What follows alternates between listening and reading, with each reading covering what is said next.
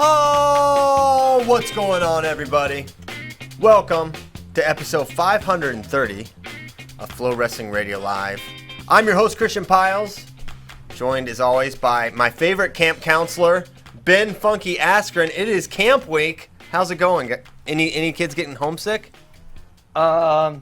We can't do the overnight camp this year. We got kicked out because Corona and whatnot. So we were gonna do.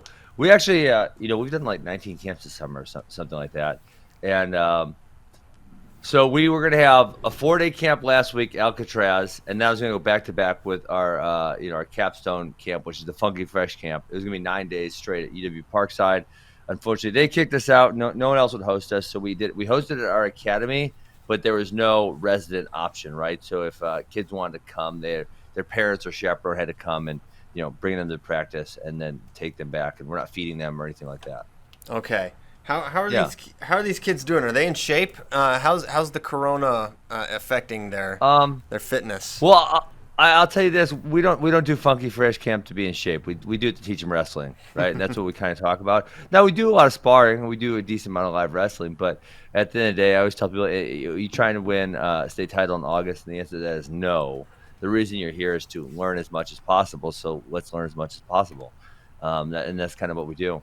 Yeah, we had an awesome August though, Christian. We have Alex Derringer coming in. We have Evan Wick. We have Yanni, and we have Spencer. Oh my gracious! Boom Payao. It's gonna be Payao. fun. I love watching these guys too. I mean, just as someone who enjoys watching wrestling, like seeing another person's perspective on how to teach wrestling or how they think about a specific position or something like that. Like it's a lot of fun. I mean, there's still, we brought in. Now I'm going all the way back to 2012, but I think in 2012 we brought in Kyle Dake and David Taylor both that year. They were both in college at the time. And I still use a few of the drills that they taught at those camps with our guys, and that's been 8 years now. What was one of them? One of the drills? I'm curious. The one that I used most for David Taylor, he said that Kale would do this drill where he said, one setup, then a shot, then 2 setups, and 3 setups, and 4 setups. So you are getting the guys used to moving their hands, moving their feet, and then shooting.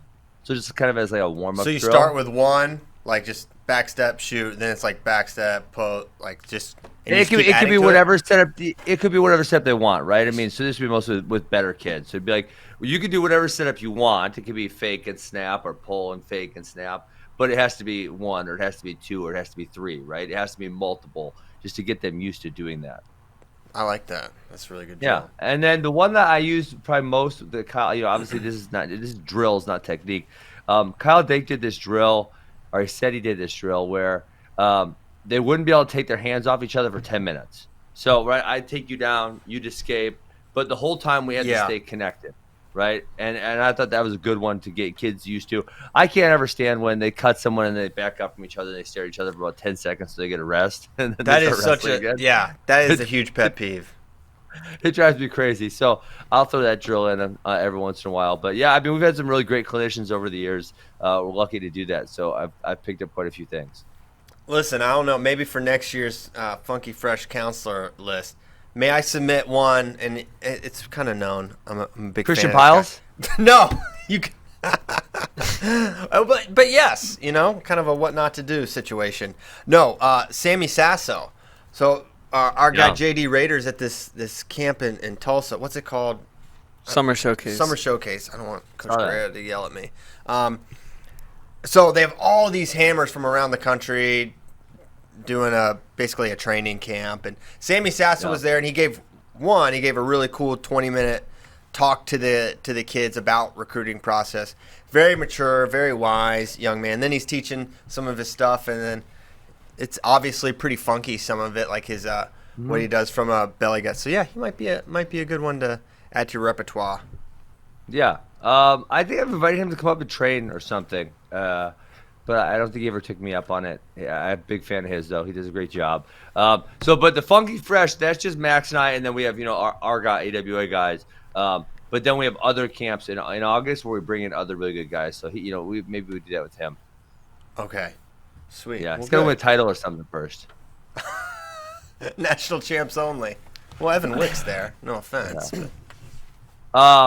Well, I love Evan Wick, and that was quite offensive, Christian. We were gonna have Well, you said he needs to win a national championship. I like Evan Wick. He's as nice as they come. I'm just saying. We were gonna have Seth Gross, but the NC extended their dead period, so we had to cancel him. Oh, because he's a coach. Oh my god. Yeah, because he's a coach, so you can't. Yeah, he couldn't actually be there. How annoying is that? Terrible. A bunch of bums. So terrible. Seriously. Bad judgment. It does suck, right? Why can't these guys go teach at camp? Come on, man. Yeah. Seriously. But they can coach at Fargo. It makes tons of sense. It's my favorite one. Nicky Textbooks back in the mix. Let's go. Enrolled at Rutgers. What does it mean? No one knows.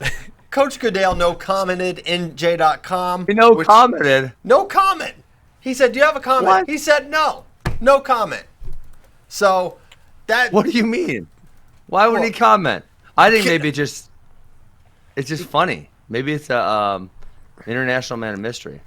Well, he is that because I think he no comments because I don't think he would know what to say. I don't think it's known if he's coming back. Listen, a couple things, because one of the questions or inquiries or comments after the Nicky Textbook news drop was like, well, he can't take an Olympic red shirt if he's enrolled, but that is not necessarily true. That's not true. Yeah. It is not true. So yeah, he doesn't have to. That says Nick Suriano. We could throw the O at the end there. Oh my gosh. Daggone it. Kyle, his name is Suriano. I'm aware. Hey, what's Nick's major? His major, labor relations. Labor relations is what he was. He's gonna be like a union boss or what? Could be. Why not? Jeez. Wow. It was like something management and labor relations. Okay. So. Deal. I thought he said he was going into acting or something. Well, he took acting classes. I think he does have an interest in being a thespian as well. He's a man of many interests and mystery as well. So. This could allow him to take his regular red shirt though, being enrolled. Yes. So basically, by him enrolling, it eliminates nothing. He could still wrestle, not wrestle. He could do a regular red shirt, Olympic red shirt, or just wrestle. Why can't someone just go track him down? Why can't you guys send someone Listen, to Jersey? you could fly right there, go right to his face. He's not going to tell you. Like paparazzi, like the famous people when they pop up behind the bush and like TMZ? ask them a whole bunch of questions. Yeah. Why would you do that? Yeah, yeah, because I don't think that would work. Well, but you know what, Ben? He'd give up nothing. Why don't you do it? See, he's Mr. Right, Ideas. Book the flight. Let's put you on a plane, Mr. TMZ, Ben Askren. Don't you guys have a guy named TMZ? No, it's JMZ. JMZ. He's an American hero. He should be the guy. He's like a soldier, so he could do like some spy type operations, sneak up on Nicky push-ups, get the answers you need. If he doesn't give us the answers then he's an army guy, so he tortures him. Oh my gosh! Listen, first of all, he's not going to torture anyone. Second of all, he could get the job done. He could figure it out. He could get to the bottom of this. It's just, Okay. We're not ready to deploy him yet. We haven't reached that level at this point. So yeah, we don't know what it really means, but it could be, it's definitely, if you're a Rutgers fan, it's a good thing, right? It is good that he is going to school because he cannot wrestle for you if he is not a student. That is one of the NCAA rules. That's a rule. I looked it up. You have to go to school there. Ben may not have known that. So that is. So that's the news on the Nick Suriano front. There's speculation about Shane Griffith and where he may or may not go. He is not in the transfer portal, but that is not going to stop the Rutgers fans from getting very hopeful that he may join his Bergen Catholic brethren in Nick Suriano and join the Scarlet Knights. There is some serious potential in the talent or in the transfer portal. I mean, if we just think of like Rutgers, what that could add to their squad, and they've already got Sebastian, right? Or say a Michigan, who I've mentioned, I think as a destination for a few possible people, like that could really put them into title contention, legit. Yeah, if they got if they got Griffith and Brucky and Real Woods, which I don't think there's any chance Real Woods goes there, could be Well, we're talking about Michigan. We're talking about Rutgers right now. Oh, well, I mean, I thought we already. Which one? Well, I was saying Rutgers, but I thought it was already established that Michigan's a title contender. Yeah, but think about if they got a Shane Griffith also to throw in there, or Pat Brookie, and then obviously I was thinking about Rutgers because they already got Sebastian. But so if they had Suriano, Sebastian, Griffith, and Brookie, dude, that's some serious points in NCAA. I mean, that's not a title contender, but that's trophy contender for sure. Absolutely. Yeah. No question about it. And plus, what if they found a way to get Alvarez in the lineup too? Like he's like, I'll go 25. Ooh, yeah. That would be interesting. Now, him at 20, I think he's too big for 25 personally. He's not. Some of those guys, they look lanky, and then you stand next to him, it's like, okay, this guy's 5'3". He's not one of those guys. He's like my height. He's big. It'd be seeing him next to Vito, who had a tough cut to 25 allegedly. Dude, he looked big next to him. He allegedly does not have a tough cut to 25 also. He's like, it's Vito. not. Yeah, apparently. Well, I thought he was going up this year. I don't think so. I think he's 25. Really? Yeah, I'm pretty sure he's 25. LaJoy's going 33. LaJoy had a really tough cut. Oh, okay. I thought you guys told me that he was going up. No, I don't think so. No. That was your other podcast. Speaking of that was on your Bitcoin podcast. I think you guys were talking about Cornell lineup. Bitcoin's we're having a lot of fun with Bitcoin recently. Speaking of tough cuts 25, did you see this Instagram that Spencer Lee posted? I did. I put it in the doc. There's some interesting news in there. One, he weighs 127 dang pounds. So he's Come on. You think he's lying to us? You think he dangled a toe there? Why? What's the point? Put something underneath. I always heard that if you put something underneath the scale, that would make you lighter. Maybe that's what he did. I don't know. Well, if the scale's on carpet, it would be lighter. That almost messed us up at the state tournament. We thought a guy was like 3 pounds under. Can we see where his scale? I'm gonna scroll this picture. Listen, he's not that big. I wouldn't. Would you be shocked if he weighed 127 pounds? When I was there before, I don't know I don't know if the season has started yet. He's like, yeah, I'm like 130. He's not big. Wow. I mean, does he look big to you? Doesn't look that big to me. I think he's got pretty big legs, but I don't know. Yeah, I guess not. I mean, that just seems so small. It feels like, I have kids in my club, and I just feel like I look at that guy, and then I look at Spencer Lee, and I feel like Spencer Lee's much larger. Maybe you need to stand near him a little more because he's not a big person. He's probably I'll be here in a couple weeks. I'll size him up. Yeah, size him up. Have him stand next to all your guys, and then you'll believe he's a 25. Make him get on the scale in front of you. Yeah, or you could do that. That's rude. Yeah, there was nothing on it. You can only see the top part of the scale in this Instagram photo. That'd be the bottom part. It'd be a weird gimmick to lie about your weight class. But the most interesting news of his Instagram story is that he wants to wrestle until the year 2028. That's you know what? But Kyle Snyder's already said 2028, so does it?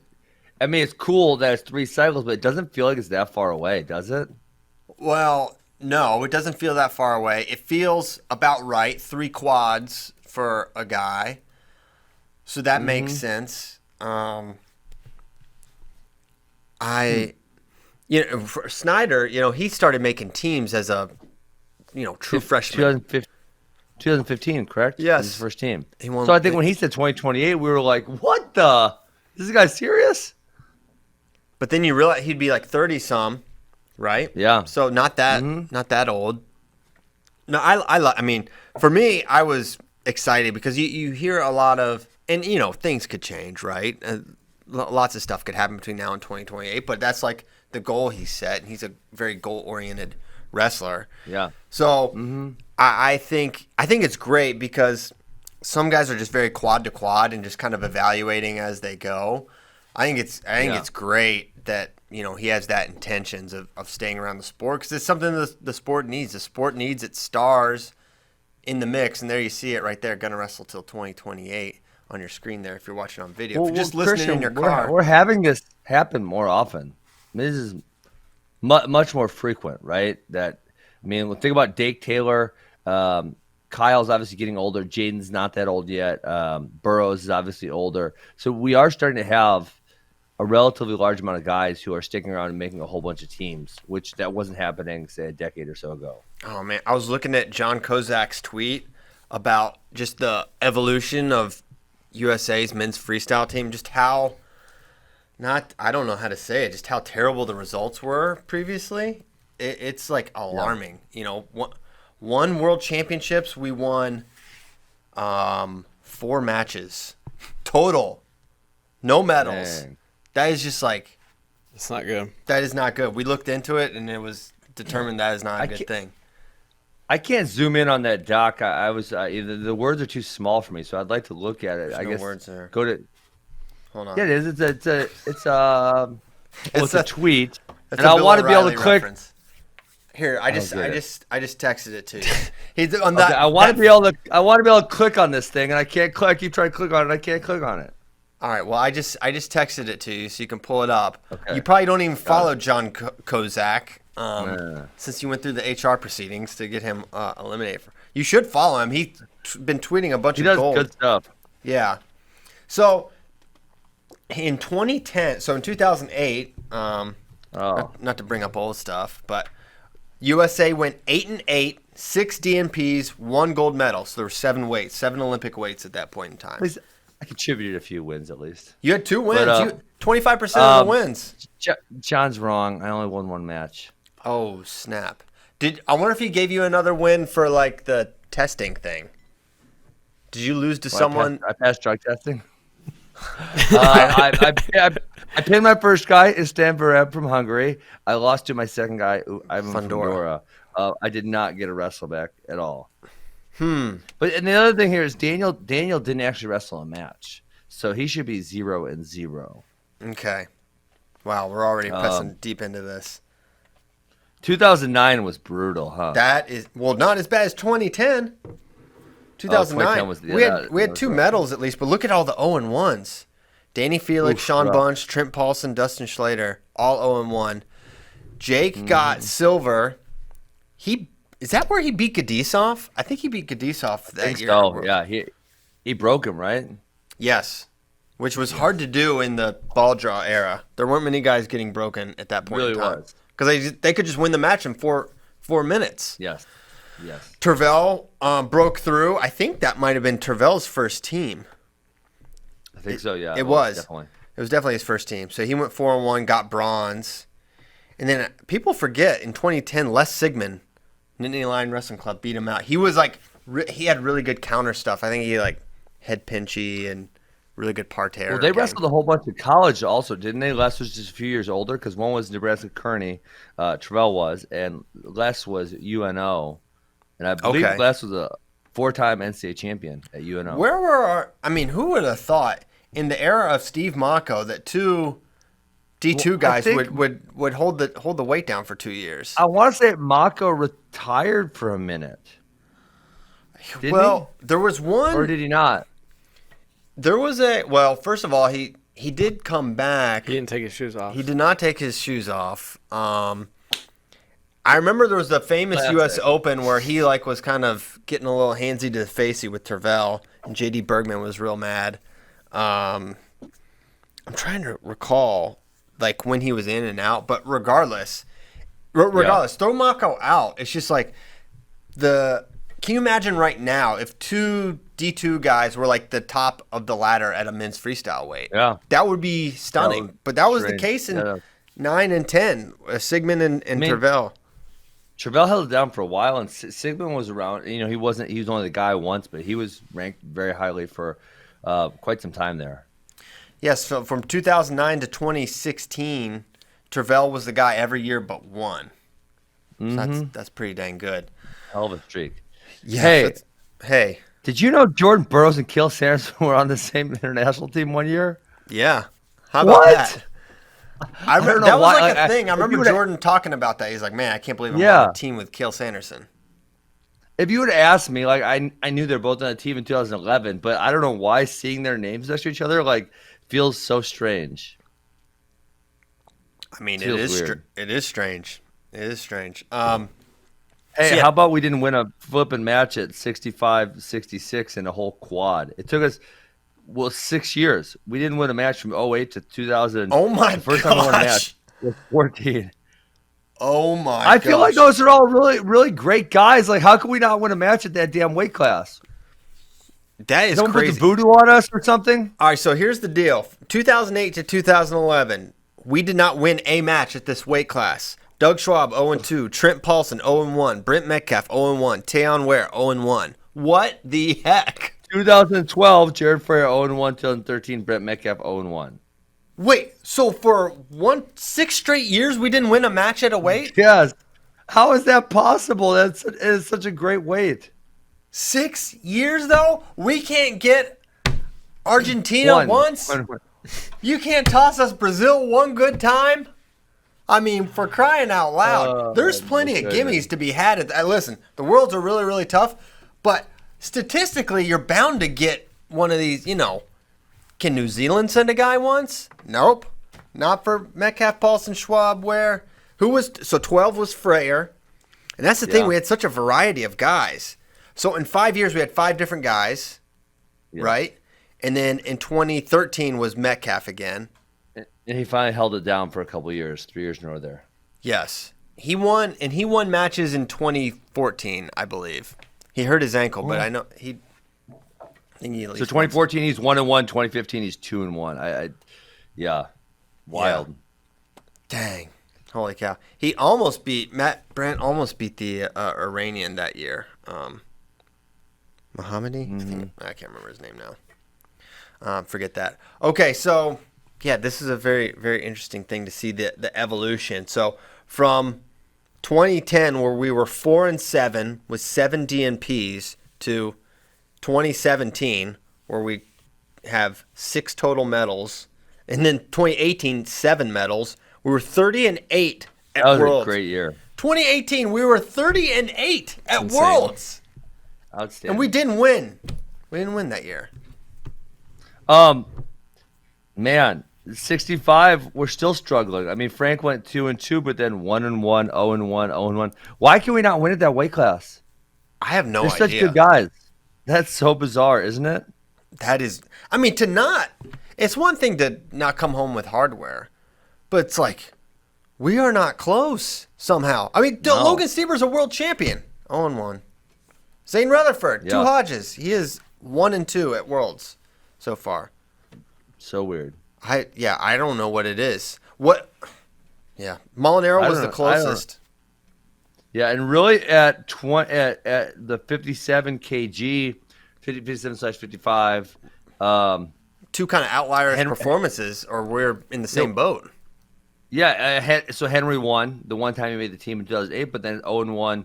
It's 2-1, 4-2. Nick Simmons did well, but then 0-1, 3-2, 0-1, 2-2, 0-1. Thomas Gilman, 4-1, silver, 2-2, 1-1. Another weight class. We do much better at the upper weight classes, it appears. Evidently. I wonder if that's historically the same. Like if we went all the way back through the history of the United States, I wonder if there's something about United States having better big wrestlers. Obviously, a lot of Asian countries don't produce the better. Japan, for example, always has a lot of really good small guys, and then very, very few good big guys. I mean, you think about some of the legends of the sport: John Smith. They were lightweights. Zeke Jones. Yeah, that's true. We've had success at the lightweights before. Terry. Yeah. So I don't know. Bunch of medals, huh? Kendall Cross. There's probably a lot of guys I'm not naming there. You're screaming in your car right now. Yes, them too. Barry Davis. Barry Davis. Randy Lewis. Absolutely, Randy Lewis. So yeah, we've been good there. I don't know. It's just I don't know. Weird. If I knew, I'd tell you. So yeah, we've quite a come up for Team USA. Yeah, it would be interesting to see who we did draw at 65. But one of the telling signs for me would be that a lot of these years are 0-1, which means they didn't lose to someone who made the finals. Right. It could have been someone good, obviously, but it wasn't someone who made the finals. Right. Yeah. So you can't blame your draw, but so much. I mean, draws do matter, but and it was the famous. I'll call it an excuse, but we wrestle the guy so hard, and then they get tired and they can't win their next match. I think that's a way for us to make ourselves feel good about how we lost, Yeah. but I don't think it's That's well. dumb. I think it kind of did happen to Metcalf against Tagavi because he was kind of he was really cooked in 2013. I think sometimes it happens though. Yeah, it might just happen sometimes. Looking back, it happens. So maybe it is that.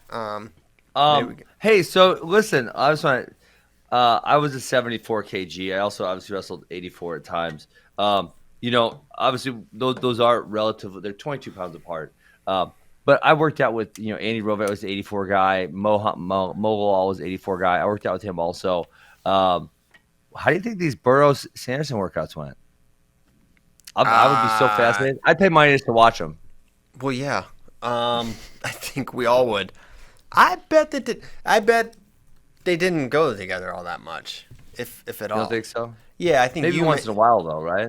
But you went up to 84 frequently. Jordan has never wrestled above 74 kilograms. No, I just mean in practice. Yeah, no, I know. I mean, I did wrestle at 84, obviously competitively, but also just in practice. I guess maybe one thing that was different in my at least when I was there the couple of years, like not a lot of the backups or not number one guys showed up, right? Whereas I think that's much more commonplace now, where the USA Wrestling makes the number 2, number 3, number 4, number 5 show up. So there wasn't a lot of guys there, right? Right. So I would go up to work out with those guys frequently. Well, how would they look in 2011? That would have been wild to see because Jordan was wild, physically just so different. The things he was doing, and then Kale. Varner was on that team, so I just am anticipating that Varner and Kale were just rolling together a bunch, right, and kind of doing their thing. Yeah. But if they ever did, those would have been some darn fun scraps. Awesome. To see. Yeah, just them sparring would be so fun. Incredible. Okay. So good job, Team USA. 2010, that is really terrible. I'm glad we're not doing that anymore. Same. Can you imagine? I mean, it's kind of unthinkable. I remember at the time just being like, why are we so bad? It just didn't make any sense to me. And it's not like we weren't trying. It's like, it's one thing to be bad at a sport you don't try to be good at. I'm not saying we try to be good at like we do for, I don't know, men's basketball or whatever. But my goodness, for us to be that bad in the world at anything that we're trying at, like in America, it's really hard to fathom. Why do you think it was? I mean, why? So obviously, I lived through that era, right? And I have tried to, I don't want to say make reasons, but I figure it out, right? I mean, that's an important thing about success and failure is why did you fail? Why were you not successful? Figure that out, make some adjustments, and then come back and, have more success. So I always think like, why were we so unsuccessful at that point in time? And then what has changed? And obviously the RTCs are brought up a lot more high-level clubs at a young age. That's brought up a lot. But, however, as far as, however what? Yeah, I mean, there was no RTCs when we were winning worlds in the 90s and when we were having really good teams. So I kind of throw that out. Yeah, well, the 90s thing that I think about is, I'm obviously not trying to discredit anyone. It's just, again, thinking out loud here. I know it's not just me and you in a room, but we're thinking out loud. Oh, my God, why are you guys putting this picture up? This is wow. We'll get to that in a second. Oh, good God. Okay. Sociopolitical, right? So that was when the USSR was breaking up. They a lot of their athletes were really poor. A lot of those countries were really poor. And so if they're not, those countries specifically aren't producing a lot of athletes, that's going to make winning / doing well significantly easier, right? Because there are only really a handful of countries who are really good at wrestling.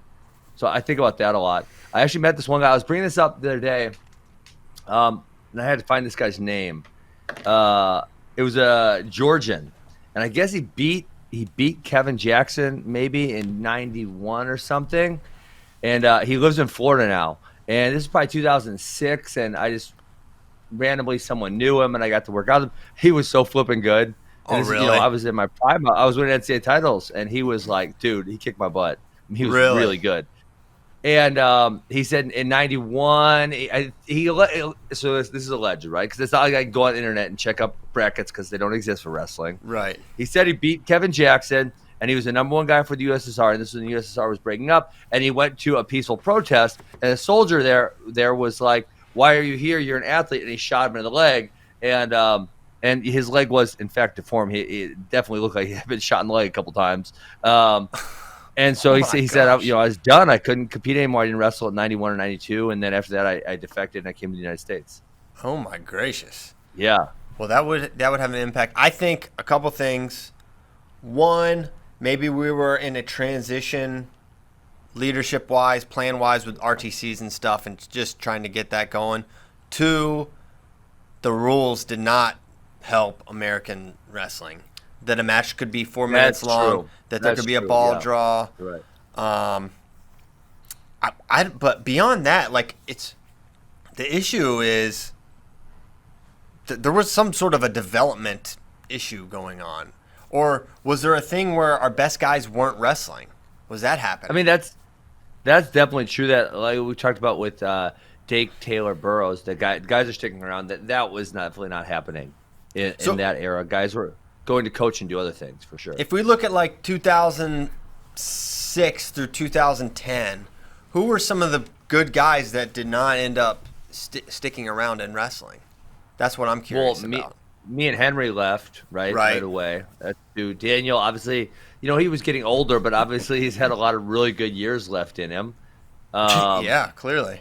Yeah, clearly. I think Mo could have stuck around for a few more years, and in 06 he was in the or 07 he was in the world quarters, and he kind of got robbed. He kind of got cheated in the world quarters. Heard about that. So I think he could have stuck around.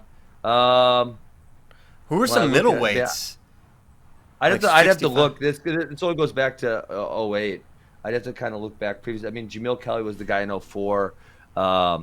Bono was around. Yeah, I don't think we had anyone around that weight class that wasn't sticking around. I guess Lincoln McElravy would be the guy who, he graduated late 90s. He had some success, but he was really on again, off again. Like, he didn't just stay and wrestle the whole time. And that would be a guy, I think maybe if you kept him around for the whole time, he might have had some more success, just when I think about it. Kerry Collette, another guy who was on again, off again through that era. So when you think about the guys like that who maybe they compete the entire time as opposed to competing and then taking a break and then competing and then taking a break. Guerrero maybe. I don't know. Abbas were two really good guys. I mean, Abbas was wrestling through 2008. So those some talented dudes. Okay. Well, yeah, Abbas would be a guy. Did he wrestle I don't think Abbas wrestled every year from and this is another guy who he wrestled 04 years. I was a silver medalist. I don't think he wrestled every year until 08. I think there was a couple years where he took off. 4 was Abbas, then we had Henson in 5 and 6, and then Henry. 7, and then Henry gone. Yeah, I feel like that happened a lot. Like I just mentioned 3 cases there: McElravy, Collette, and Abbas, where they would take years off at a time. And those guys all at some point medaled in the World Championships. All really good guys who weren't super consistent. Man, Sammy Henson at 55 kilograms, that is almost unthinkable. That is What do you mean? He's so short, though. I don't care. He is a box. He is a strong-looking dude. Mm-hmm. That must have been some long dang nights. Okay. Hey, you guys gotta shake up this. I got told to practice last night that Flo was doing Wisconsin high school rankings, and I looked this dude up while we're on this podcast right now, and this guy's name's Luke Luaza. He posts a lot on the Wisconsin forum. This guy, he's doing jabroni moves here. Oh yeah, you're doing jabroni moves. For example, at this 132 is a jabroni move by Ben Askren. At 132, he puts this guy number 2, who he didn't even make it out of sectionals. He didn't go to state because he lost to 2 guys that go to my club, who this guy has ranked number 3 and 4. Checks who out. both placed the state. I think he's got it down perfect. How do you guys screen these guys? Because I might have to do another firing. We have all right, fire him, and then he can work his way back into your heart like John Kozak did. Yeah, there's no explanation for that. And there's a few other ones that I'm just shaking my head at, where it's like he's significantly showing his bias. Like, for example, at 152, the guy who's number 3, who is one of my club guys, Yeah. The guy who's number 1, he pinned him in the state semifinals. Now he was, it was a really competitive. It was 8-7 when he pinned him, but he still pinned him, and that was the last competition because we've had coronavirus. So why would you just purposely rank the other guy number 1? That's quite shenanigans. I think your bias might be showing. Yeah. You think just because he beats the guy, you think just because he pins someone at states, you should be ranked ahead of them. That is the definition of bias, man. That is these are funny because someone I didn't even realize. I said Flo. They were like, freaking Flo didn't rank me right, and I'm like, whoa, what do you mean here? And I said I think Flo, So it says right here.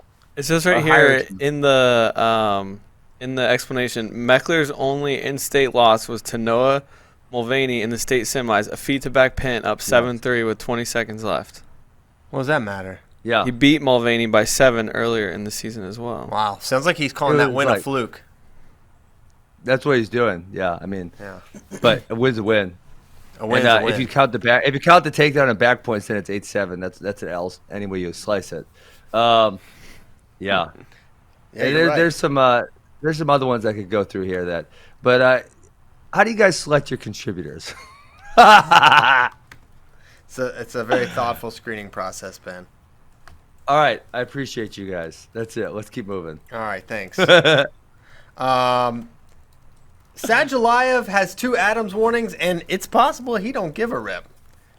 He has Bracky kind of posts this in the chat. It's an interview with Sadulayev, and Adams is like the what Bracky? It is described as the clearinghouse where all data can be stored for WADA.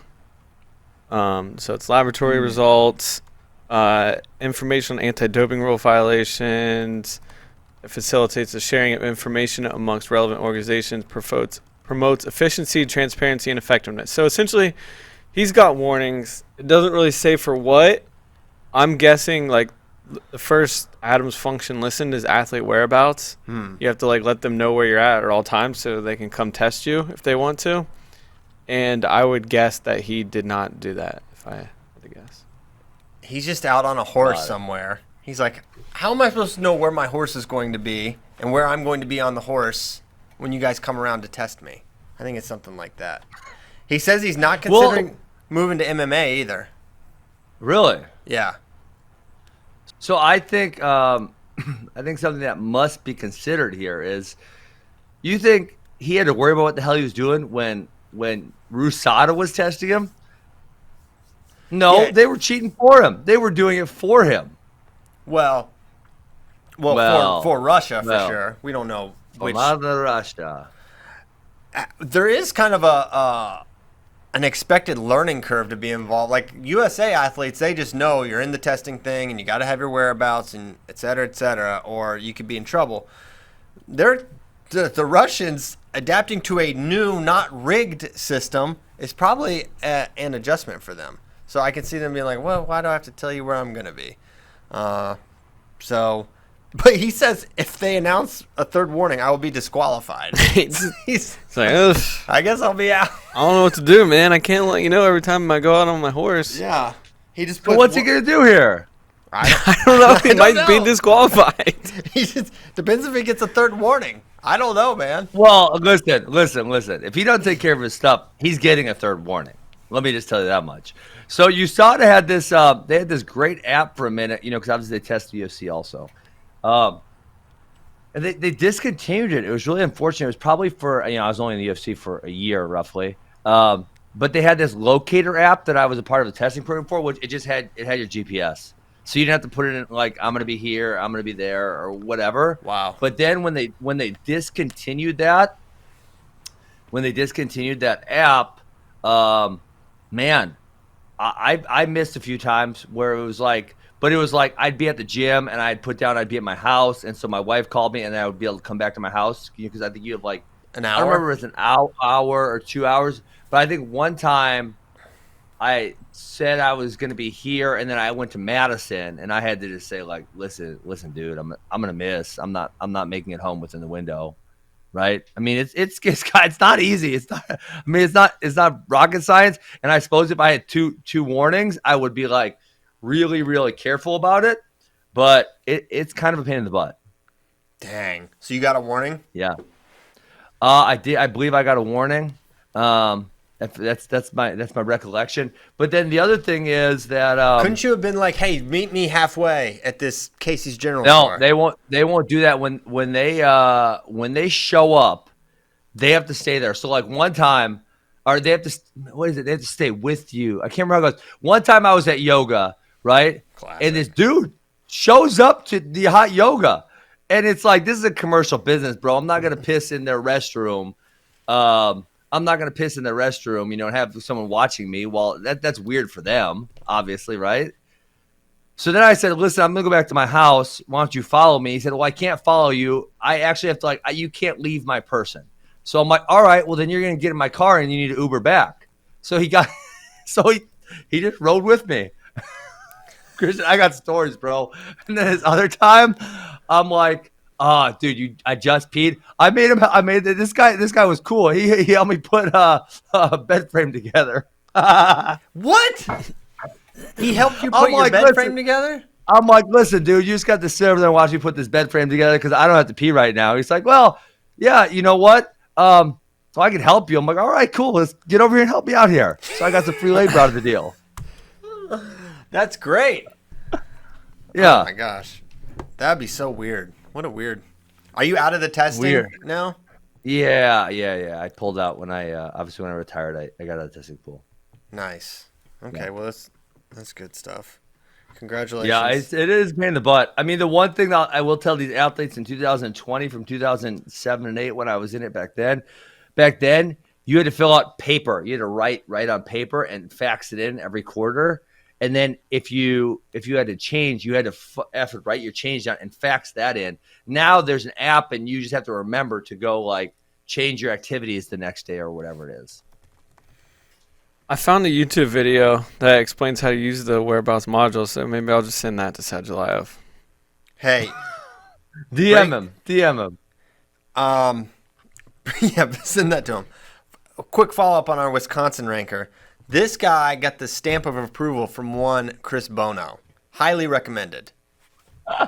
Hey, let me point out another one. This one. No, we're done. No one cares about Wisconsin high school rankings. One more off top. At 182 pounds. Not a real weight class. This is 189. Some states don't recognize this weight class. Yeah. Okay. So we literally can't recognize this weight. I'm sorry. Guys, he ranks the guy that I coach, Mason Deal, at number 1. Okay. Wait, and you're going to complain about it? Classic. Hold on. He's number 2. If you go to the pound for pound rankings, Trent Joles is number 2. Mason Deal is nowhere to be found. So you ranked him higher than him in the pound for or in the. We do that all the time in college, and people get pissed about it. Pound for pound, nothing, not even there. WTF? Yeah.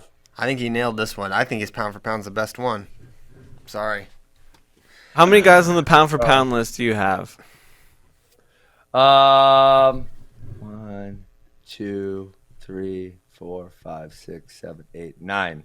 9 out of 15. 9 out of 15. Almost half. That's pretty good. Good job. That's more than half. That's 60%. No, it's almost. Hey, is this almost half? Is this Jagger Ice the one that got left on bottom for 20 minutes? He did. That's Jagger Ice got left on bottom. He kind of has suspect parterre defense if it's longer than 40 seconds. Okay, other little tidbits about Sajalayev. I don't care. Let's just talk about Wisconsin the rest of the show. We love Wisconsin. Yeah. Maybe your criminal justice system. Sajalayev wants 5 kids. He has 1 girl. So he wants. He does? That's what he says. Or he wants. Or he has or he wants. He wants. How many wives does he want? Stop. Dude, listen. Sajalayev gets as many wives as he wants in that part of the world. He said, "My idols." He's devout. That would surprise me. From what do you mean? Listen, I'm not gonna go off on certain religions, but there are certain religions where if you look at the historical context, there are multiple wives allowed. Well, I don't know about the historical context of his religion, but he seems to be a dedicated family man and an upright citizen. Okay. Sometimes you're just not helpful, Ben. It's, trying to tiptoe around the waters you're trying to get us in. All his idols are 3-time Olympic champions in wrestling. So perhaps that is what. Satiev, who else? I don't know. Oh, I figured it listed them by name. No, it did not list their names, but it would suggest that that's kind of his. Usain Bolt, Michael Phelps. Yeah, Phelps Bolt, and Carl Lewis and Carl Weathers also. He says if Russia's banned from the Olympics, he will compete under a neutral flag. So there's no getting rid of this guy. He's in it. Unless his whereabouts are unknown at all times. That will make it more difficult. Okay. He should just sign up for the GPS thing, and they can put GPS on his horse, and then we're golden. Boom. Yeah. I'm going to send him the YouTube video. We're going to get it all figured out. You should DM him. Get on FloWrestling's Instagram and send that. Like, hey, man, check this out. No, don't do it. Don't do that. But I seriously, it would be bad if he got. It would not be good for wrestling if Sadulayev was not able to compete. But it would also be bad if he was cheating too. So that's what should happen. But if it's something stupid like his whereabouts, that would be bad. All right. Do we want to go to questions? I don't know if there's any other contributors Ben wants to fire today, but just limit it to one. He only ranked 9 of your guys in the pound for pound.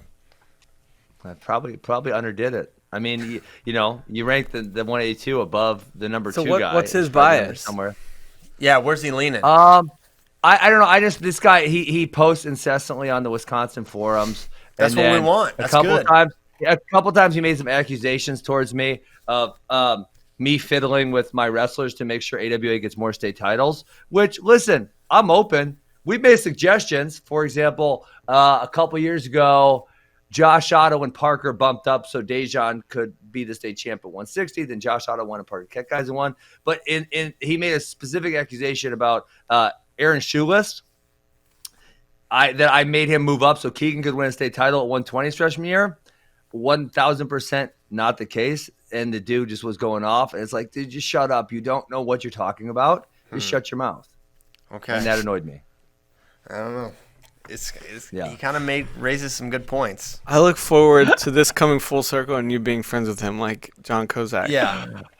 No, you know what? I accidentally sat down next to him at sectional. Well, I didn't know who it was. It was the internet personality, right? Mm-hmm. And I sat down at sectionals, and it was like next to this guy. And he's like, "Oh, hey, I want to introduce myself." And then I had to lose my mind on him. I flipped out on him.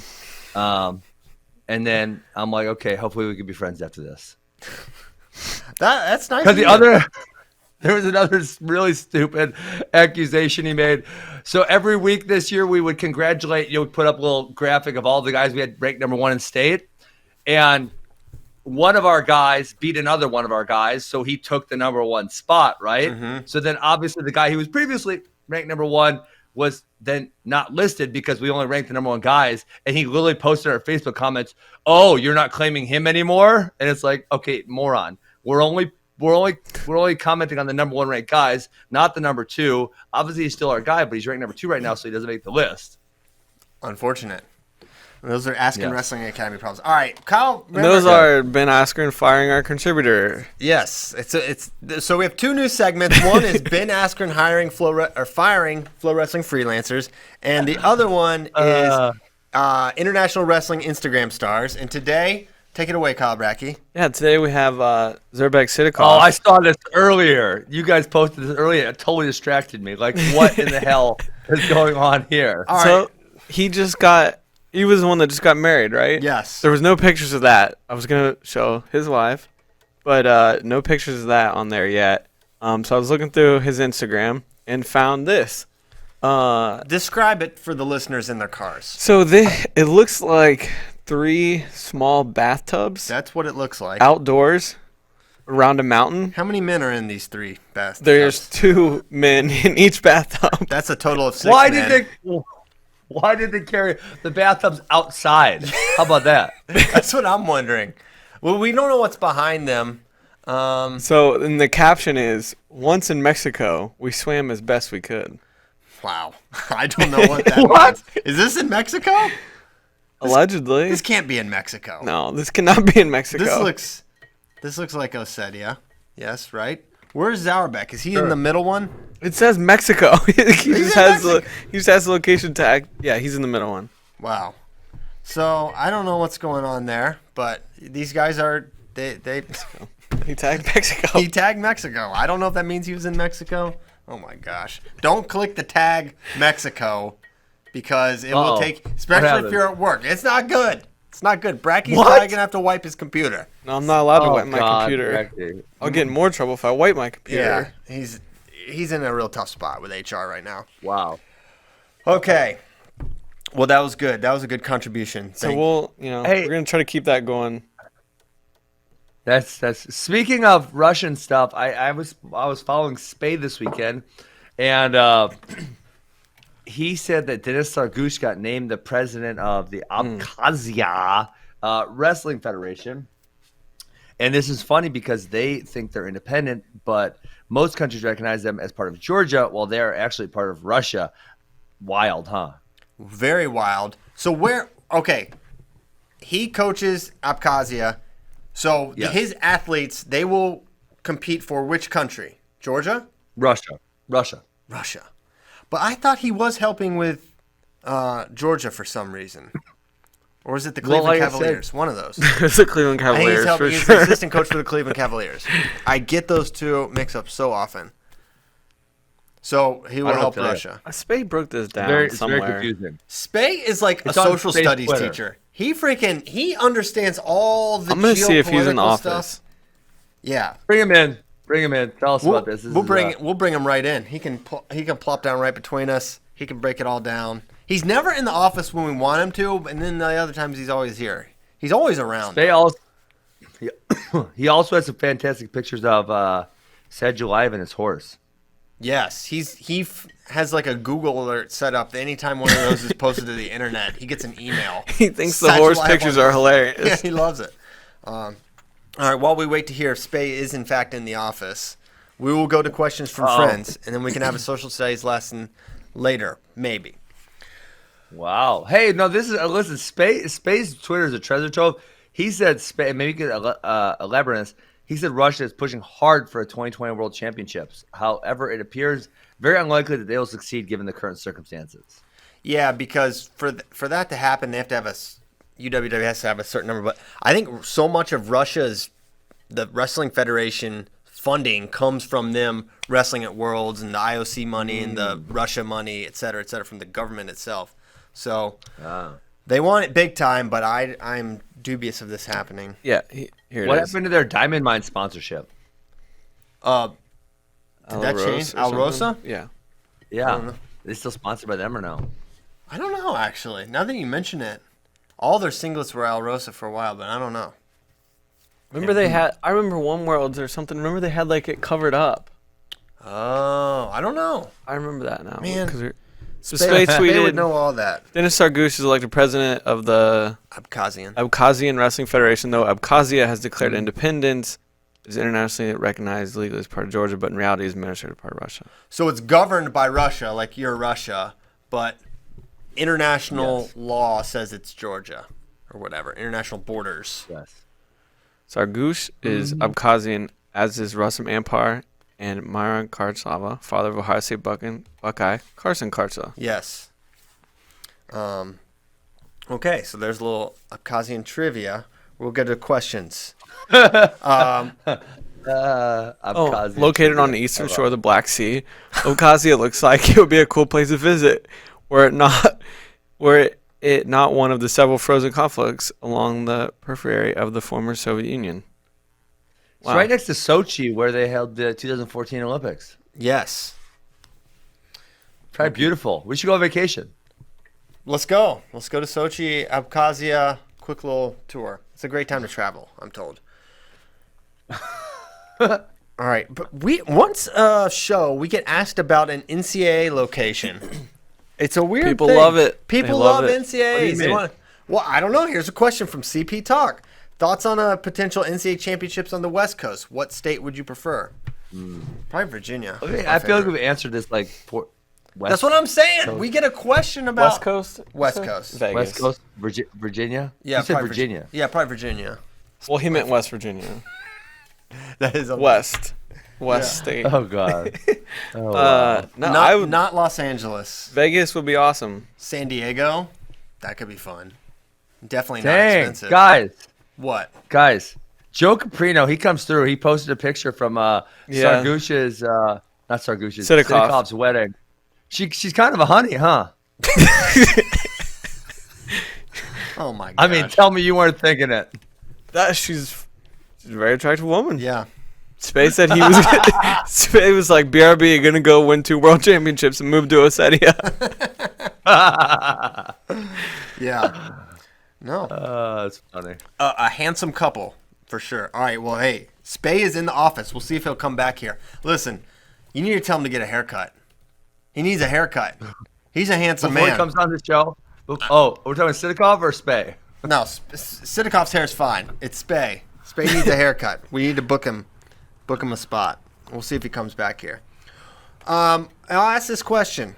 What is the most overlooked state in regards to college recruiting? Asks Mooney. Thought to be Wisconsin. That is what one. Well, I won't say the coach because he may think it's his advantage, so I don't want to give that away. But don't say it. someone, Don't out him. this coach said, I think Wisconsin is the most under-recruited, overlooked state in the union. Spey's coming back. Okay. Spey's coming back. All right, we got to make Let way. me look. Do we have another mic? Who else do I like? Just that let is no. He can under-recruited? just have him. We can just Yeah, share. he can just talk to him. I'm It's not just going like- to say anything. I'm not gonna say anything. I would say, you know who I think's pretty good? Georgia. Yeah, I feel like we said them. we talk about Georgia Not a too lot. long ago, It's too yeah. much Georgia love. Getting right better. now. They are getting way better. I mean, being good in the South way is better. not easy, but credit. There's some really good clubs there, and that's basically what it takes. All right, we're making room for Spey. This is going to be good. The problem is he's not going to be able to hear Ben. And that's going to be essential. Listen, well, can't you guys split your headphones or something? No, it's impossible. Well, Here he let's comes. just let him go off, and you can be my translator. Okay. Well, no. Bracky's going to give his earpiece up. Oh, like a Brett, tr- he's like a quitting. true- He's quitting the show. He's quitting the show. Yeah. Bracky says I'm done. He said now my watch is over. So we're bringing on Spey. I forget why, but I have no idea. He's gonna tell us about Spey. No, he's gonna tell us about Abkhazia. okay, yeah. So this is Abkhazia talk. Abkhazia. Yes, we don't know much about it. You know more. Come a little towards me. Yes. Well, I look taller than you now. Onto the microphone. Hello, everybody. There's Andrew Spey. I am taller than him. Yes, it's true. Christian, I think his hair looks beautiful. I don't know why you're saying It's anything about his flowing. hair. Yeah, There's a lot of it. COVID mullet. I'm just going to have to deal with it, tough it out. I refuse at this point to go to the barber. Just not happening. It's not happening. It's going to let it ride. Not even if Ever? there's a fire. Like how long? How long? I mean, it's already disgusting, so I don't see the point now. I'm just going to save the money. Would you put it in cornrows? Like Ben? No, that's even more work than a haircut. You had to Spey in cornrows? No one wants that. I don't know. Oh, that would Could be be cool. fantastic. So, all right, Ben, do you have questions about Abkhazia? We were talking about it a little bit. But yeah, I mean, I saw you started tweeting about it, and we want a lesson because is it part of Russia? Is it part of Georgia? Is his own thing? What's going on here? What's the deal? So, de facto, it is part of Russia, but de jure, it is part of Georgia. So, international, the UN, most international bodies and other countries recognize that it's part of the territory of Georgia. It's like a little province or a state in a corner of Georgia, but culturally, it's been distinct. They speak a different language there. Abkhazian Wow. is not it's more related to, I think, the languages they speak in Dagestan or Chechen than it is like the Georgian language, a whole different family. Like that region is so fascinating because different whole language families. It's not like the Romance language in Italian is like Spanish. It's like, a language in Dagestan is Yeah. completely different than the village next door. It's like Turkish and Mongolian and Russian and just completely unique languages. So it's a whole melting pot or crazy quilt or however you want to call it of different cultures. And so when the Soviet Union was going on, a lot of the little nations and socialist republics on the periphery, everything was nice and peaceful because the Soviet Union would just roll in tanks and they had all the power and they were a much better functioning central government at the time. But then as they were disintegrating in the late 80s, kind of chaos started being sown all over the place. Yeah. And if you listen to Vogar's interview a little while ago, on the Bader Show, he talked about how his coach was Armenian, but he was living in Azerbaijan and they had to get out because the Armenians were not being treated very well and vice versa. And So you had a lot of change in populations, and long story short, there was a war. Small by our standards of what we think of a war usually, but it wasn't World War II, but it was definitely important for that little area. Basically, Russia and Abkhazia won. They were kind of on the same side, and Georgia lost, so they lost control over that territory. So now if you want a passport, if you want to do anything internationally, you get a Russian passport and you act like you're Russian, but Russia can't say that they've annexed that territory. They would get in even more trouble than they are now for annexing, like, let's say. I thought that's just what Russia does. They just say, like, hey, this part of Ukraine's ours, this part's ours, and that's just how Russia rolls. That basically you're correct, but then there are consequences in that they can't spend money, like they are just barred from getting visas, from traveling, from spending money on vacation. And that really annoys them because the whole point of like having an oligarchy is that you're super rich and can travel the globe and party. But what if they have Bitcoin? Because Putin loves Bitcoin. If they have Bitcoin, you're the Bitcoin expert, so they may be investing in Bitcoin. Is that why I saw it go up recently and there's some volatility? Do you think there's some Russian oligarchs Always volatility. Are they investing in Bitcoin right now? Well, if they don't want people to sanction them, that would be very helpful. Avoid sanctions. If you're an oligarch, this is a good tip. Good, let's help them. that's I'm sure that's a great end goal. So what's fascinating to me is that there's guys like Rustam Ampar and Denis Sargush, and they come from this tiny little part of the globe, and they're world-class athletes, and they're kind of like, you ever see that movie, The Terminal, with Tom Hanks? Yeah. Krakozhia. Oh, yeah. This is kind of like they're stateless people almost. Like they're not technically part of Georgia. They're not technically part of Russia. They're not an independent country. So, they get by. They do what they need to do. But it's supposedly very pretty, nice coastal, on the Black Sea. It looks nice. It's got a lot of physical features going for it. We're going. Christian just agreed to take a vacation with me. Yeah, we're going. Yeah. Ben and I just gonna, just two guys in Abkhazia. It's right on the border. The Winter Games in 2008 took place literally right across the border. So there's a whole resort town and Sochi and all that other stuff. So, Spey, let me ask you this. Is this like people who live here, say Denis Sargush, is he like proud to be part of the Russian team, or is he like, no, we want our freedom, I want my own team? Like, what is he saying here? I would leave that to Dennis. I don't want to speak for him. You are his spokesperson. And it's very complicated in there, so I may have misspoken a couple of details here or there, and you get two different answers if you ask two different sides of that area there.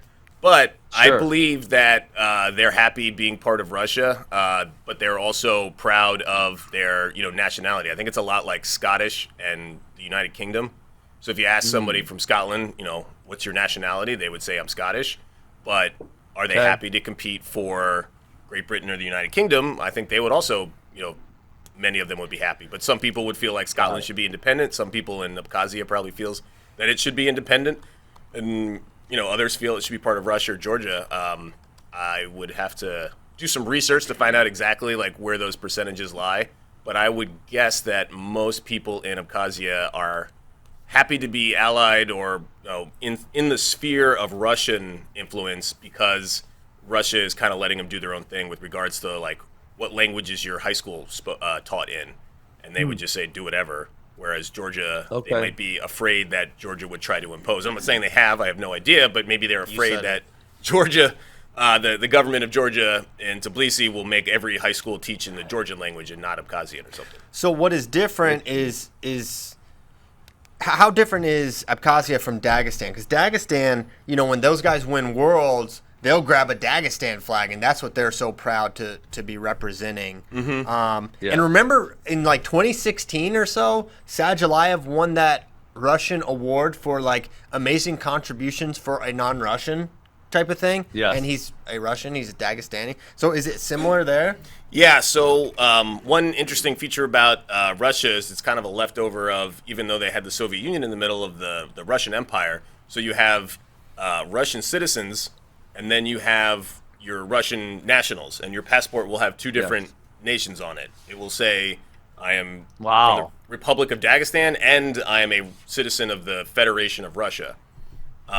And so I think it's kind of like what you said, where they're proud of their Dagestani culture, or Ossetia. When Soslan Romanov won, he had the Ossetian white, red, and yellow flag. Same deal, I believe, with Abkhazian. They would probably be most proud of their Abkhazian nationality, but they're also happy that they get the opportunity to have a big federation and a team and training opportunities that the Russian Federation would allow. Dang. Yeah, that makes sense. So, wow. So is Georgia ever going to try to steal those wrestlers for themselves, or I mean, is Georgia just like totally scared of Russia that they're like, just take them? I mean, I don't know how they'd be able to get them back. They probably have to just pay them more money, maybe, and do it transactionally. But even then, maybe they, depending on the wrestler, they may say no amount of money is worth me, going against my conscience and my nationality, or however they feel about it. I think it would definitely be a case-by-case situation. I think, like, geopolitically, it's like Georgia should probably not expect to be governing that part of that territory for a while, because it's basically the Middle East, so it's extremely complicated. I'm not going to say that I know exactly what's going to happen there, or whose side we should be supporting, or anything even close to that. But Russia is still very powerful, and Georgia is rather small, just resource-wise, and I don't see them, kind of rolling in the tanks and taking back that territory back. And as I say that, I'm probably, if there are actual Abkhazians or Georgians or Russians listening, they might now all be very mad or angry because I'm not presenting their side properly. I don't think anyone's gonna be super mad at you, Spey. We'll see. We'll see. Instagram, maybe on know. there. There's some angry people on Instagram. Well, that's just the Murder Hornet thing. That is the murder. Yeah, that's too. That's just Maybe they'll team up with the Murder Hornets, and then I'm in big trouble. That's when you're in big trouble. Okay, Ben, do you have any more So questions? Spey stay for questions, or are we getting Brecky back? We could just keep Spey for a little bit. We can just keep Spey. Spey can help us with questions. Yeah, I'd love to help with questions. Ben Askren has fired another person today. Aw. It's really wild. Kyle's swearing. He's not happy. He can't. I also have control of Kyle's computer. Maybe I'll do a little rearranging of some passwords and wiping of some documents. Oh, there we go. We clicked on Mexico on Instagram, and apparently you need to wipe that. Yeah, don't do that. Okay. Next question. We're gonna be probably taking off a little bit early here. Yeah, that'd be great because I gotta go teach some wrestling. Yeah. We're teaching sit the corner position this morning at camp. Oh, see, you should have me there for this one. I'm really good at this. You know how to do that? I mean, Well, I heard your brother beat your butt, and he can't even wrestle. you heard I said it. I mean, That's where I heard it. Grapevine. I heard where I that heard same it. rumor from you. Yes. Well, he just gets really hot sometimes, and he can beat me. But overall, I beat him more than he beats me. Okay. Next question. What is more likely, Suriano winning NCAAs at 125 or 133? Ooh. What do you think, Ben? Dude, that's a tough question. So 133 is a tougher weight, but 125 has the dude. Yeah. Well, we're also considering what the likelihood of him wrestling those weight classes are, right? Because I think part of it is he's unlikely to wrestle 125. So That's him not winning how I there read is- this question. I read it as, were he to choose. If he does. Yes. Which is he most likely to win? Man. I would say 33. I kind of think 25. Just at 33, there's just so many really good guys he's gonna have to beat. I mean, just by law of chances, right? He's gonna have to go through Roman Bravo Young. He's gonna have to go through Dayton Fix. He's gonna have to go through a whole bunch of people. 25. I mean, I think it's him and Spencer are the 1 and 2, and I don't know who else could really challenge Nick Suriano at 125. Well, there's a guy that beat him in December named Vito Araujo. And he's beaten him in folk style as well. Okay, damn it. Maybe you're right. That's a good question for the reasons that Ben brought up, because it's like you have to gauge. Let's say the toughest roadblock is Spencer, so what's the percentage of him beating Spencer? And then you also have Vito. You got to throw in some other percentages. But then in 133, even if he's 80% favored to beat a guy like Stefan Micic and Dayton Fix and all those guys, and I don't know if it's 80. I'm not saying that, but you got to add all those up, and that reduces your chance when you're dividing your chances, your 100% pie by that many more people. It gets a lot mathier when Spey sits down. When you want to look at Yes. percentage pies. Yeah, no, definitely. I love looking at pies. And I still, even though 133 is tougher, I think that's the answer. He's more likely to win that. He literally has won it, and he literally has not won 125. And he tried it both. So hey, can we talk about your man John Kozak and end the show on this, because he's so he's so rehired. He's so fantastic. He's great, right?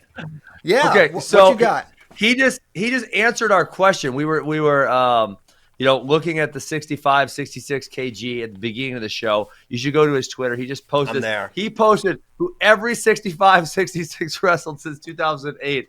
So Schwab loses to Stadnik and Kumar, who ended up taking silver and bronze. Paulson lost to Spiridonov, who ended up taking bronze that year. But for 4 years straight, we lost to guys who DNP'd. So Tushishvili, DNP, Stadnik, DNP, Shabanov, DNP, Tagavi, DNP, Kaya then took 5th. Then he lost all to these guys are, but all these guys are good. Tushishvili, Stadnik, Shabanov. Wait, that's not the Shabanov, is it? I think he may have started down there as a young. Wow. Oh, yeah, I think he's super young. Yeah. And Tagavi's definitely won. He's a medals. world champion. Yeah. So it didn't win that year, but that was the year. Isn't that the year Metcalf completely wore him out, and then like you see him at the end of the match and he exhales and he's like, "Crap! Now I have to wrestle the rest of the tournament." We talked about that dynamic with USA wrestlers. Yeah. Molinaro lost to a Olympic champ and world champ. Dang.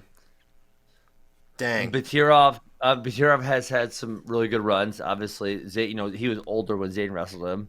Chikayev is good, and then Valdez is. I think maybe Zayn. We thought Zayn was going to win that match, but yeah, I mean, there's no gimmies in that bunch. There's no like, oh my god, he lost to that guy. That guy's terrible. There's, a lot of DNPs, but like how did we not said, get? They're good. We're one. How did we not get one bum? One Canadian. Come on. Or South American. Give us anywhere in Central or South America. Yeah. Except Cuba. Western Hemisphere or Cuba. Yes. Yeah, we lost to one. We only lost to one Cuban in this mix, and that was last year to Tobier, who we've beaten. He's really good. And Zayn almost beat him. Yeah. I mean, it's just like such little. The margins are so. That is small. Pretty insane though. 12 years and there's no bums in the mix. Like, how is that possible? Not one. Not one. Well, it's not bizarre. Well, hold on. There are some. Who's a bum in there? No, there's none. But these are all losses. We probably beat some. Oh yeah. It's not that we're winless. Not a lot. We went 0-1 for 6 years straight. Now, from 8 to 13, we didn't win a match. I'm pretty sure. Was it 14? I think it was. Was it? Yeah, it was 13. You're right. 8 to 13, we didn't win a match. That is unthinkable that we didn't get anyone. I mean, these are all Russian, former Soviet or Iran. I think 65 is also the deepest as far as your odds of getting a hammer one way or another is the most at 65. You think that's just because that's a really common? I mean, that's probably your average human body size is most likely to be there, and then Russia's going to export a whole bunch of really good guys at that weight class. Is that why? The export, I think, is huge. I don't know if it's the most common, but I think it's a popular one for wrestling. Like overall, if you sample the global population, 74. I would say a little bit more than 145 pounds or walking around 150, 60. But like to the point of where are the gnarliest wrestlers coming from in Dagestan and Asia and elsewhere. 65 is just exporting and just throwing them all out there, and then you look at your percentage and you go, okay, he can beat. Logan Stieber proved it in 2016 while I was at 61. But either way, Americans are capable of beating all these guys. But can you string 4 in a row? And that's the seriously, that's the tough part. Well, we couldn't even string 1 in a row for a while. Then. Yeah. That is insane. Your odds go way down if you don't win one match at Worlds. That makes it so much tougher. All right, well, that's it. Looked at that's it. All right. I had one more thought, but we'll get it out. Well, I was thinking if we looked at the bracket from last year, how many of those guys were actually Russians? Like that got exported. That's what I'm saying. Like we discussed. So let's see. I'm qualification. Let's see. So Sharifov, this is 65 kg. He's probably Russian, right? Sounds from that region for sure. Kinishvili, Rashidov, Aliyev. Who else on here? Aliyev is From actual Azerbaijan, and Kinchigashvili is also from Georgia. So they're representing their native countries. Musakayev? He's Dagestan. Yep. Oh, he's Kabardino-Balkaria, which is right next door. I thought he's from Dagestan. He just not quite. You. Musakayev. It's not same quite. place as Gaduyev and Yurishev. Dang it. How about Mukhartov? He's from France at 65 last year. I know where he's not from.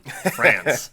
That sounds Russian. Although, Kadziev apparently came over when the 74 guy, when he was like 4 or 5 or something. So that's kind of a interesting gray area depending on what you count as an export. It's not like he transferred after he got good at wrestling. Yeah. But Mukhtarov, he might have been good at age 4. He could have been. We don't know. They could have been recruited. He could have been like the guys getting scholarships in middle school. Yes. All right. Well, since I don't know where Musakaya is from, we have to end the show. I'm sorry. I should have. That's embarrassing. I'll just slip you a note next time. It's okay. Yeah, just slide. Yeah. No way. Thanks to Mr. Social Studies teacher Andrew Spencer Spey. Thanks for having me. Thanks to Ben Funky Askren. Kyle Brackey, we need you back tomorrow, though, buddy. Don't be discouraged. Ben's going to camp. Learn how to sit the corner, kids. Have fun at Askren's camp. Hey, thank you guys so much for listening. 530 episodes, my goodness gracious. We're almost halfway to 1,000 people. We'll be there soon. Thanks so much for tuning in. We'll be back tomorrow. Have a happy Tuesday, guys. See ya. Never scared of a challenge. I come out here, I get it done. Awesome. Ladies and gentlemen, give me my microphone. Kyle Dake. We were supposed to wrestle right here at Agon 1. I know you're watching this. Agon 3. Ithaca Cornell, 175 pounds. My 2 Hodges, your 1. Beat me if you can. Never scared.